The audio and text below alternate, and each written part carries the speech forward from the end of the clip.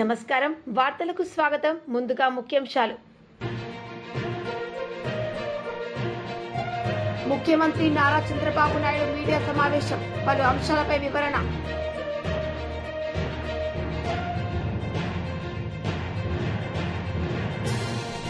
BRS ticket media సమావేశం పలు అంశాలపై వివరణ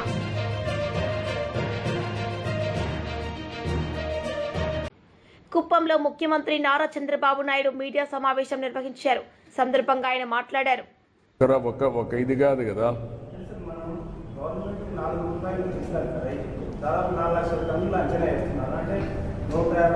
అది ఇచ్చామ్మా. దానికి నేను రేపు అన్ని మీరే కొనాలన్నా కూడా ఎక్కడ కొనగలుగుతామంటున్నా. క్రాప్ మేనేజ్మెంట్ ప్యాటర్న్ కూడా చేంజ్ చేయాలి. అందుకే ఎప్పుడు రాష్ట్రంలో ఎక్కడ ఇవ్వని విధంగా 200 నుంచి 250 కోట్ల రూపాయలు అవుతుంది మనం ఇచ్చే సబ్సిడీ కూడా ఒక్క మ్యాంగో రైతులకే. అది కూడా మనం ఇస్తున్నాం. మిగిలిన విషయాలన్నీ కూడా మాట్లాడతాం. మధ్యాహ్నం అందరితో మాట్లాడి ఏ విధంగా మనం చేయగలుగుతాం అన్ని విషయాలు చేస్తాం. నిజమేనాయా, ఏం చేయాలంటున్నా? ఎవరు పెట్టాలి? టీటీడీ పెట్టాలి. వాళ్ళు ఏమంటారు మేమెందుకు చేయాలంటే మళ్ళీ అవన్నీ విషయ సర్కిల్స్ కదా. భక్తుల యొక్క సెంటిమెంట్స్ కూడా మనం చూసుకోవాలి కదా. అవన్నీ ఉంటాయి. ఇవన్నీ ఏంటి ఎప్పుడన్నా చేశారా? కాదు, ఎప్పుడన్నా 4 రూపాయలు ఇచ్చి కొన్నారా? రెండోసారి నేనే కొంటున్నా. వ్యవసాయం బాగా చేస్తున్నాం కాబట్టి ఆదాయం ఇది కూడా దిగుబడి బాగా పెరిగింది. ఈ సంవత్సరం ఎప్పుడు లేని దిగుబడి వచ్చింది. ఇంటర్నేషనల్ మార్కెట్లో ప్రాబ్లం వచ్చింది. అదే సమయంలో గవర్నమెంట్ ఆఫ్ ఇండియా కూడా రిక్వెస్ట్ చేశాను, ఈ జ్యూసెస్ కానీ వీటన్ని ట్యాక్స్ వేయద్దని. We are working all these things, will sort it out. Right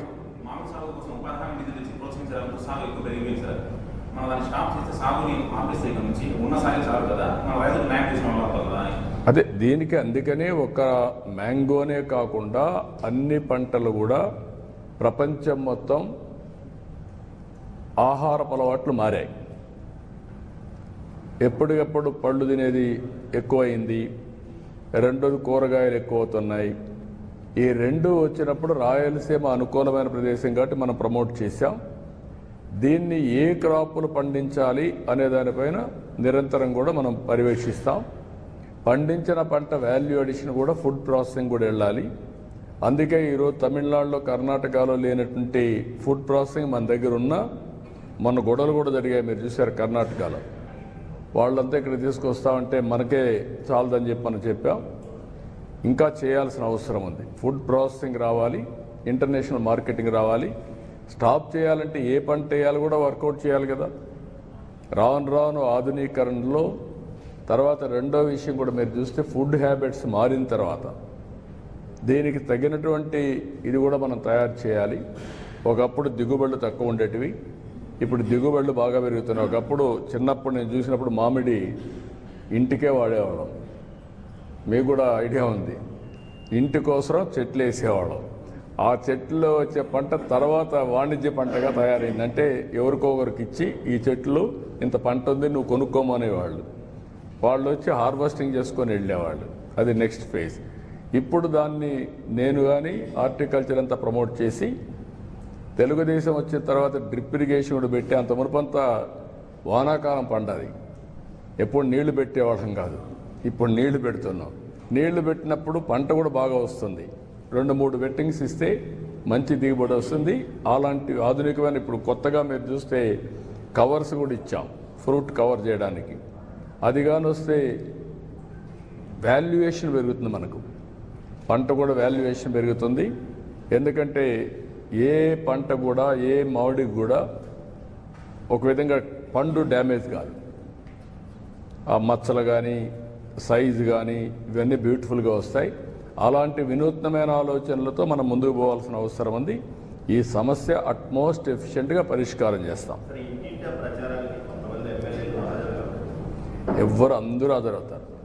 తొలి రోజే కదా, అప్పుడే నువ్వు సెలవులు పలవలు. తెలుగుదేశం పార్టీకి ఒక మెకానిజం ఉంది. తెలుగుదేశం పార్టీ 45 ఏళ్లుగా పార్టీ క్యాడర్ బేస్డ్ పార్టీ ఇది కాబట్టి అవన్నీ సిస్టమేటిక్గా ఉంటాయి.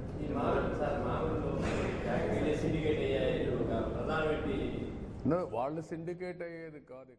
వైఎస్ఆర్సీపీ నాయకులు మీడియా సమావేశం నిర్వహించారు. సందర్భంగా ఆయన మాట్లాడారు. భారతదేశంలోనే చిత్తూరు జిల్లా మొదటి స్థానంలో మామిడి పంట పండించే దాంట్లో ముందుంది. ఇక్కడ అనేక పల్ప్ ఇండస్ట్రీలు ఉన్నాయి. మరి ఇతర దేశాలకు, ఇతర రాష్ట్రాలకు ఎగుమతి కూడా చేస్తున్నారు. కానీ ఈరోజు ఏదైతే తోతపురి వెరైటీ ఉందో పల్పుకు వాడే పంట, దాన్ని కనీసం మీరు తీసుకోండి, ఎప్పుడైనా ఇవ్వండి డబ్బులు అంటే కూడా ఇచ్చే పరిస్థితి లేకుండా రైతులు చాలా ఇబ్బంది పడుతూ ఉన్నారు. మీరు కనుక చూస్తే రోడ్ సైడ్ అంతా కూడా దాదాపు 100 ట్రాక్టర్ల మామిడి అంతా కూడా దామల చెరువు నుంచి కల్లూరు పోయే దారిలో చూస్తే రోడ్ సైడ్ అంతా కూడా పోసేయడం జరిగింది. మరి మేము ఈ పంటకు గిట్టుబాటు ధర కావాలా అని అడిగినా కానీ ప్రభుత్వం ఏదో తూతూ మంత్రంగా 4 రూపాయలు ప్రతి కేజీకి ఇస్తామని చెప్పి రైతులకు చెప్పడం జరిగింది. ఇంతవరకు 1 రూపాయి కూడా ఎక్కడ కూడా వేయలేదు. మరి ఇస్తుందా ఇవ్వదా అనేది కూడా ప్రశ్నార్థకం. మరి ఈ పంట ఏదో రకంగా తీసుకోండి అని చెప్పి ఎంత ప్రాధాన్యపడినా కూడా పెద్ద పెద్ద పల్ప్ ఇండస్ట్రీస్ వాళ్ళే తీసుకుంటూ ఉన్నారు. చిన్న చిన్న వాళ్ళందరూ కూడా తీసుకునే పరిస్థితి లేదు. గత సంవత్సరం పండించిన చేసిన పల్ప్ కూడా ఇంకా స్టాక్లు ఉన్నాయి. మరి ఈ సంవత్సరం మళ్ళీ ఫ్రెష్గా ఈ పల్ప్ చేస్తే మార్కెట్ ఉంటుందో ఉండదో, మళ్ళీ అప్పులు ఎక్కువైపోతాయని వాళ్ళ ఆలోచన. అదే రకంగా రైతులు ఏదో ఒక గిట్టుబాటు ధర అని ఊరికే కాయలు చెట్లో నుంచి కింద రాలిపోయే పరిస్థితి ఏర్పడింది. తీసుకుపోయినా తీసుకునే పరిస్థితి లేదు. రోడ్ల సైడ్ కూర్చా ఉన్నారు. గతంలో మనం చూసాం టమాటాలంతా కూడా మొన్నటిదాకా టమాటాలంతా కూడా రోడ్ సైడ్ పోస్తా ఉన్నారు. మొన్నటి నుంచి ఈరోజు కొద్దిగా పండించిన పంటకు గిట్టుబాటు ధర వచ్చే విధంగా కొంచెం రేటు పెరిగింది కాబట్టి టమాటా రైతులు ఊపిరి పీల్చుకుంటా ఉన్నారు. కానీ మామిడి పంట రైతులందరూ కూడా ఈ సంవత్సరం నాకు తెలిసి మేము చిన్నప్పటి నుంచి కూడా చూస్తా ఉన్నాం. ఏ సంవత్సరం కూడా ఇంత అధ్వానంగా, ఇంత దారుణంగా రైతులు నష్టపోయిన పరిస్థితి లేదు. అందుకని ఈ సందర్భంగా జగన్మోహన్ రెడ్డి గారు ఈ నెల 9వ తేదీ బంగారపాలెంలో అక్కడ మార్కెట్ యార్డ్ కానీ తర్వాత రైతులంతా కూడా ప్రత్యేకంగా కలవడం కానీ చేయడం జరుగుతుంది. వారు 9వ తేదీ ఈ కార్యక్రమానికి ఇచ్చేస్తారని చెప్పి మీ ద్వారా ఈ రాష్ట్ర ప్రజలకు తెలియజేస్తా ఉన్నాను. బీఆర్ఎస్ లీడర్ మీడియా సమావేశం నిర్వహించారు. సందర్భంగా ఆయన మాట్లాడారు. తెలంగాణ నీళ్ల హక్కుల కోసం బీఆర్ఎస్ పార్టీ కేసీఆర్ గారి ఆదేశాలతో పోరాటం చేస్తూ ఉంటే అన్ని పార్టీలు ఏకమై అటు టీడీపీ, ఇటు కాంగ్రెస్, ఇటు బీజేపీ 3 పార్టీలు ఏకమై మళ్ళీ తిరిగి బీఆర్ఎస్ మీద దాడి చేస్తూ ఉన్నారు. బాధ ఏంటంటే బీఆర్ఎస్ మీద దాడి చేస్తే పర్వాలేదు, కేసీఆర్ గారి మీద దాడి చేసినా పర్వాలేదు, కానీ తెలంగాణ ప్రజల మీద, తెలంగాణ రాష్ట్రం మీద, తెలంగాణ నీళ్ళ మీద మళ్ళీ దాడి జరుగుతూ ఉంది. ఇవాళ కూడా పెద్దలు చంద్రబాబు నాయుడు గారు, ఏపీ రాష్ట్ర ముఖ్యమంత్రి మాట్లాడుతూ మళ్ళీ ఒకసారి అదే విధంగా చంద్రబాబు గారు వయసులో పెద్దవారు, రాజకీయ అనుభవంలో పెద్దవారు, వారి గురించి మనం తప్పుగా మాట్లాడొద్దు అని అనుకుంటాం. కానీ తెలంగాణ పట్ల, తెలంగాణ రాష్ట్రం పట్ల వారు చేస్తున్న మోసాలను అయితే ప్రజల ముందర పెట్టాలి. ఎందుకు అంటే చంద్రబాబు గారు ఇవాళ మాట్లాడుతూ మేము కేవలం వరద జలాలు తీసుకుపోతా ఉన్నాము, పైన తెలంగాణ రాష్ట్రం గోదావరిలో ఎన్ని ప్రాజెక్టులు కట్టినా నేను ఎప్పుడు అడ్డు చెప్పలేదు, చెప్పను. చంద్రబాబు నాయుడు గారు వయసులో పెద్ద ముఖ్యమంత్రి, వారు అంతకుముందు వారి అనుభవంలో చాలా అనుభవజ్ఞులు వారు. కానీ అప్పుడప్పుడు అనిపిస్తుంటుంది చంద్రబాబు గారు వారి శిష్యుడు ఇద్దరు అబద్ధాల్లో కూడా పెద్ద అనిపిస్తుంది. అబద్ధాలు చెప్పడంలో కూడా వారు, వారి శిష్యుడైనటువంటి మన ముఖ్యమంత్రి రేవంత్ రెడ్డి గారు ఇద్దరు కూడా పెద్దవాళ్ళు. వాళ్ళు చంద్రబాబు నాయుడు గారు మళ్ళీ ఏ రోజు నేను తెలంగాణ రాష్ట్రం గోదావరి జలాల మీద కట్టిన ప్రాజెక్టుల మీద ఎప్పుడు నేను ఆపలేదు అని చెప్తా ఉన్నారు. మీ అందరికి కూడా కాపీలు ఇస్తాను. ఎన్నిసార్లు అంటే ప్రతిసారి కాళేశ్వరం మీద, కాళేశ్వరం డిపిఆర్ మీద కంప్లైంట్, ఆఖరికి అసలు కాళేశ్వరం ప్రాజెక్టే కొత్త ప్రాజెక్టు, వీళ్ళు కట్టకూడదు, ఎపెక్స్ కౌన్సిల్లో లేకుండా. నిజానికి Kaleshwaram project modified project, Pranahita Chevella నుంచి మాడిఫై చేయబడ్డ ప్రాజెక్ట్.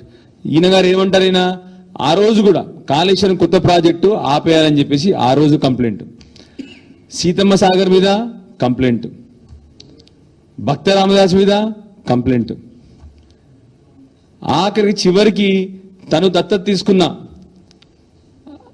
ఆ రోజు పాలమూరు జిల్లా ఉన్న అన్ని ప్రాజెక్టుల మీద, పాలమూరు రంగారెడ్డి మీద కానివ్వండి, డిండి మీద కానివ్వండి, కల్వకుర్తి మీద కానివ్వండి, ఏ ప్రాజెక్ట్ అయినా కూడా అన్ని ప్రాజెక్టులు మీద తన షికాయతులు, తన లెటర్లు. ఇవాళేమో ఏదో అంటారు కదా సామెత, 1000 ఎలుకలు తిన్న పిల్లి తీర్థయాత్రలు బయలుదేరింది అన్నట్టు. ఇవాళ కొత్తగా నేను ఏ రోజు చంద్రబాబు నాయుడు గారికి ఇది ఒక అలవాటు ఉంది, తన మాటలకు చేతులకు అసలు సంబంధం ఉండదు. తన మాటలకు చేతులకు సంబంధం ఉండదు. ఏ రోజు నేను తెలంగాణ ప్రాజెక్టులు ఆపలేదంటారు. మరి ఇవన్నీ కూడా మరి ఇచ్చిన కంప్లైంట్లు ఒక్కటి కాదు, 2 కాదు, ఇన్ని కంప్లైంట్ లెటర్లు ఉన్నాయి. మీ అందరికి కూడా ఇస్తాను ఇవాళ. ఆ రోజు ఉమాభారతి గారికి కానీ, ఆ రోజు షెకావత్ గారు కానీ వారు ఇచ్చిన కంప్లైంట్ లెటర్ అన్ని కూడా మీ అందరికి ఇస్తాను. దానికి తగ్గట్టు కనీసం వారు మాట్లాడిన ప్రతిసారి, ఇవాళ కూడా వారు మాట్లాడారు. ఇప్పటి వరకు కాంగ్రెస్ పార్టీ నుంచి కానీ, బీజేపీ పార్టీ నుంచి కానీ. వైసీపీ లీడర్ మీడియా సమావేశం నిర్వహించారు. సందర్భంగా ఆయన మాట్లాడారు. 4 రూపాయలు ఇస్తానని చెప్పటం చాలా దారుణమైనటువంటి విషయం. రైతులు 2 రూపాయలు కూడా కొనుక్కోవటం లేదు అని వాళ్ళు ఆత్మహత్యలకు పాల్పడ పరిస్థితి వచ్చినా రోడ్ల వెంబడి తమ మామిడికాయల్ని పారేసి ఏడ్చుతూ వాళ్ళ బాధల్ని వెతల్ని చెప్తూ ఉన్నా కూడా కనికరం లేనటువంటి ప్రభుత్వం. 2 రూపాయలకు కూడా అమ్మకానికి సిద్ధపడ్డా కూడా కొనుక్కోలేని పరిస్థితులలో పల్పు ఫ్యాక్టరీలు ఉన్నాయి. పల్పు ఫ్యాక్టరీలు అలా ఉన్నప్పుడు మద్దతు ధరను మరింతగా పెంచాల్సినటువంటి బాధ్యత, 4 నుంచి మరో 7-8 రూపాయలు పెంచాల్సినటువంటి బాధ్యత ప్రభుత్వం తీసుకోవాలి. రైతును ఆదుకోవాలా అన్నటువంటి విషయం ఈ ప్రభుత్వానికి కించిత్తు కూడా లేకపోవడం చాలా బాధ కలిగించేటువంటి విషయం. ఓ రైతుకు పూర్తి ఆపన్న హస్తంగా ఉన్నది వైఎస్ రాజశేఖర రెడ్డి గారు, జగన్మోహన్ రెడ్డి గారు. వారి హయాంలో ఏ రోజు కూడా రైతుల వెతలు ఇంత దారుణంగా లేవు. ఈ రోజున రామచంద్రారెడ్డి గారు చెప్పినట్టుగా మిగతా మిర్చి, పొగాకు ఇలాంటి విషయాలలో కూడా ప్రభుత్వ వైపు నుంచి ఏ రకమైన సహకారం లేనందువలనే పెద్ద ఎత్తున జగన్మోహన్ రెడ్డి గారు అక్కడికి వచ్చినప్పుడు వాళ్ళ బాధలంతా కూడా వాళ్ళు వెళ్లగక్కటం జరిగింది. అంతకంటే ఎక్కువగా దాదాపు లక్షల హెక్టార్లలో ఈ రోజున మామిడి పండించినటువంటి రైతుకు తీరని అన్యాయం జరుగుతూ ఉంటే, లక్షలాది ఎకరాలలో ఉన్నటువంటి మామిడి పంట అంతా కూడా రోడ్ల పాలు, లేకపోతే కొయ్యటానికి కూడా భారమైపోయి కోసినా కూడా ఉపయోగం లేనంత పరిస్థితి రావటానికి కారణం ప్రభుత్వం.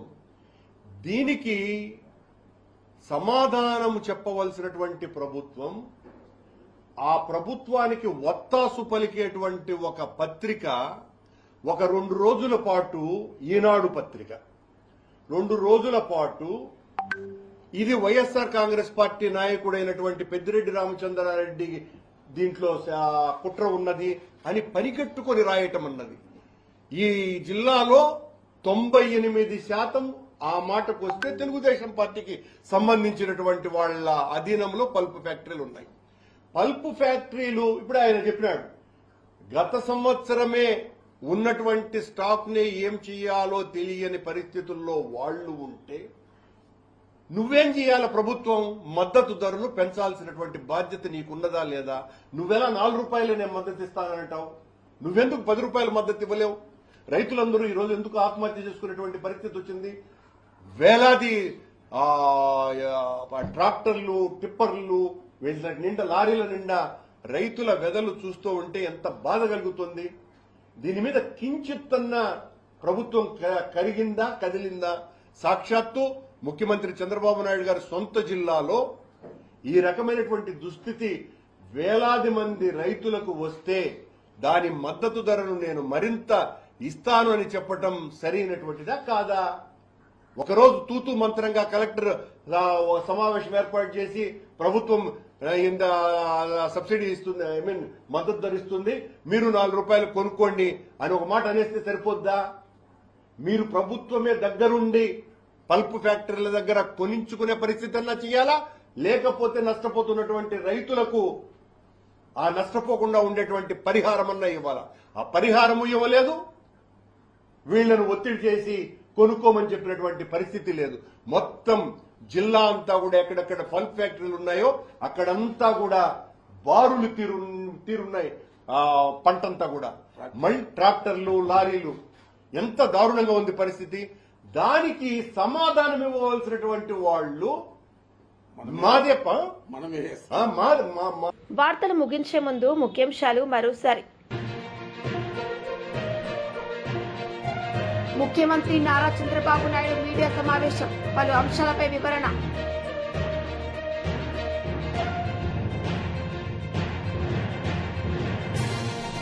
బీఆర్ఎస్ లీడర్ మీడియా సమావేశం, పలు అంశాలపై వివరణ.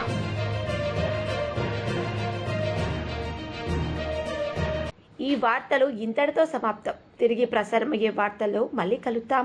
అంతవరకు సెలవు. నమస్తే.